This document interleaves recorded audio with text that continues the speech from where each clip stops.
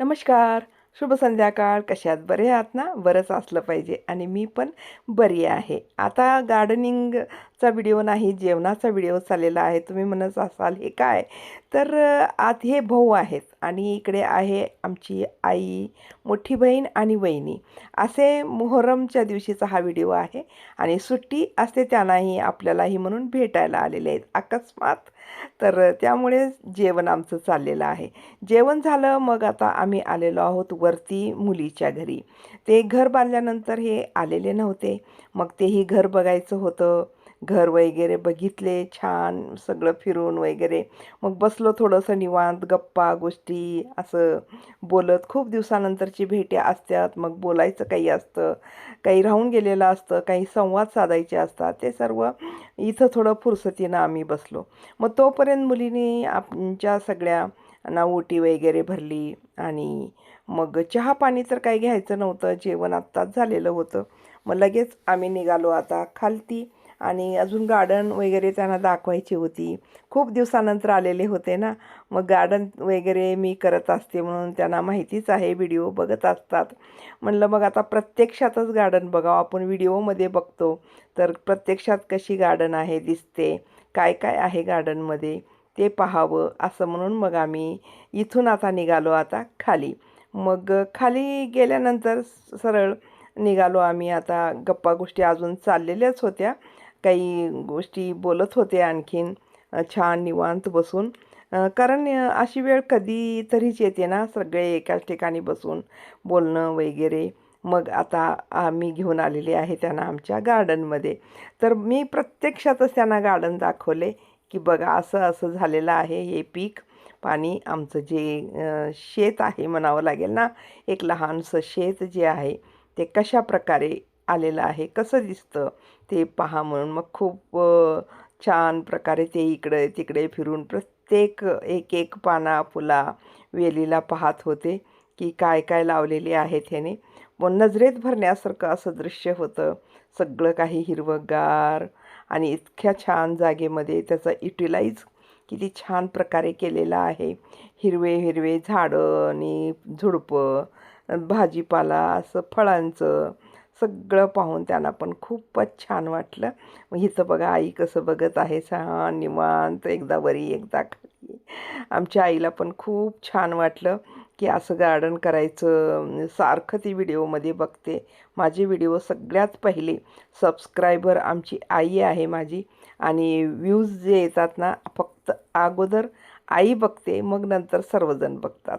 आणि खूप आवडीनं आमची आई व्हिडिओ बघत असते माझे गार्डन करायचे वगैरे. तर तिला सगळं माहीत आहे गार्डनमध्ये आमच्या काय काय आहे आणि मी काय काय लावलेलं आहे, काय काय येतं सध्या म्हणून. पण इथं प्रत्यक्षात बघून तिला खूपच आनंद वाटत होता. बघत आहे पहा एक एक एक वस्तूला ध्यान देऊन की हे कसं आलेलं आहे, ते कसं आलेलं आहे. तर मी पण त्यांना सांगत आहे की हे त्यावेळेस लावलेलं होतं, आत्ता कोणतं लावलेलं आहे आणि कोणतं येत आहे, कोणतं नाही येत आहे. तर सांगत आहे आई वगैरे, वहिनी आणि अक्का आमची जी मोठी बहीण आहे की ते असं लावलं पाहिजे, ते तसं लावलं पाहिजे, त्याची निगा अशी राखली पाहिजे, असं सगळं म्हणजे सांगत आहेत. कारण सगळ्यांना माहितीच आहे, त्यानेही लावतात भाजीपाला वगैरे सगळा. तर झालं पाहण्याचं वगैरे खूप छान हिरवं हिरवं बघून खूप चांगलं वाटलं. आता म्हणलं आता काय देण्यासारखं आपल्या गार्डनमध्ये काय आहे. तर दिलं पाहिजे, आपण सगळेजण वाटूनच खाल्लं पाहिजे. कोणतंही आता इतकी मोठी आपण गार्डन करतो तो एकट्यासाठीच नसतं. काही पण जे ईश्वरानं आपल्याला दिलेलं असतं ना ते प्रत्येकालाच वाटायचं असतं, असं एकट्याचंच नसतं ते. म्हणून मी म्हणलं चला आता आपल्याकडे आहेत शेवग्याच्या शेंगा, खूप छान लटकत होत्या. म्हणून मी म्हणलं चला शेवग्याच्या शेंगाच आपण देऊत. आपल्याकडे जे आहे तेच द्यायचं अगोदर प्रथम. आणि आपल्याला एखाद्या वेळेस नसेल तर चालेल, पण आपण अगोदर दिलं पाहिजे. आपल्याकडे झाड आहे आज ना उद्या आणि परत शेंगा लागतील. फुलं इतके पुष्कळ लागलेले आहेत.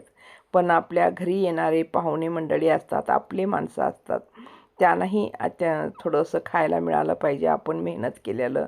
आणि ते काय परत परत सारखं सारखं येत नसतात. म्हणून खूप छान मनापासून दिलं पाहिजे.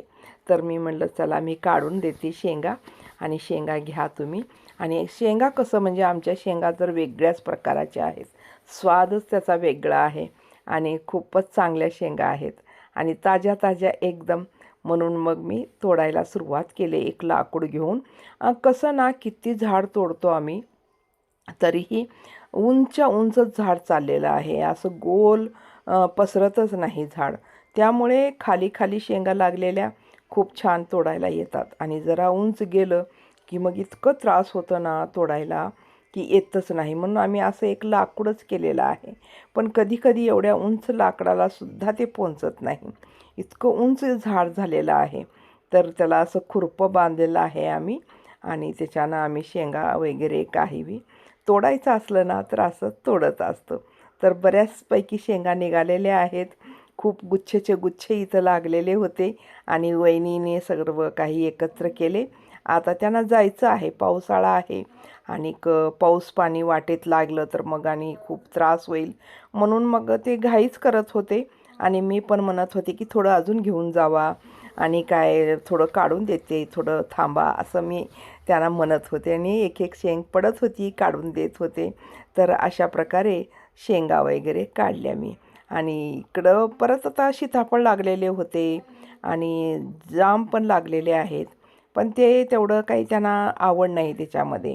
म्हणून मग शेंगाच एक महत्त्वाच्या होत्या, तेच मी तोडलेली आहे. तोंडले पण लागलेले आहेत, पण ते एकदम झाडाच्या वरी लागलेले आहेत, तेही आपल्या हाताला यायसारखे नाहीतच. असं सगळं म्हणजे कसरत असते, एक आव्हान असतं हे सगळं काम करणं म्हणजे. आणि परत काढून त्याचा फायदा घेणं, आपल्या लोकांना ते वाटणं, हेही एक प्रकाराचं खूप अवघड काम असतं. झालं मग सगळं झाल्यानंतर आता ते निघाले. किती म्हणले आज एक दिवस तुम्ही राहावा, उद्या वगैरे जावा, तर नाही नाही म्हणले.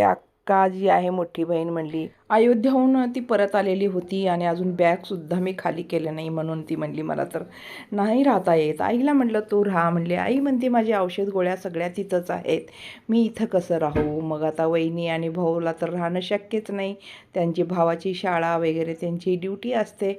मग म्हणले सगळेच चला निघाले, कोणीही राहिले नाहीत. मग आई मला म्हणायला लागली चांगलं राहा, चांगलं व्यवस्थित आराम वगैरे करत जा, खूपच त्रास घेऊ नको, शाळा वगैरे जातीस लवकर उठवून, असं म्हणून मला सांगायला लागली की विश्रांती पण घेत जा, काळजी घे, म्हणून मला सांगायला लागली. तर अशा प्रकारे मग त्यांचं जाण्याची पूर्ण तयारी झाली. बसले कारमध्ये. मग खूपच मला पण छान वाटलं, इतक्या दिवसानंतर त्यांची भेट झाली.